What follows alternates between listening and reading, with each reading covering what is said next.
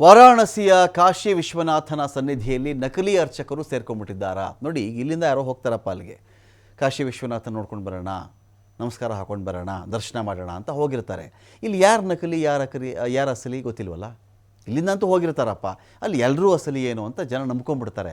ಅದರಲ್ಲಿ ಏನಾಗ್ತಾ ಇದೆ ಅಂದರೆ, ಒಂದಷ್ಟು ಜನ ನಕಲಿ ಅರ್ಚಕರು ಸೇರಿಕೊಂಡು ಸಾರ್ವಜನಿಕರಿಗೆ ಪ್ರಾಬ್ಲಮ್ ಮಾಡ್ತಾ ಇದ್ದಾರೆ, ಹಣಕ್ಕೋಸ್ಕರ ದುಂಬಾಲು ಬೀಳ್ತಾ ಇದ್ದಾರೆ ಅಂತ ಸಾರ್ವಜನಿಕರು ಕಂಪ್ಲೇಂಟ್ ಕೊಟ್ಟರಲ್ಲ. 21 ಜನ ನಕಲಿ ಅರ್ಚಕರನ್ನು ಇದೀಗ ಬಂಧಿಸಲಾಗಿದೆ.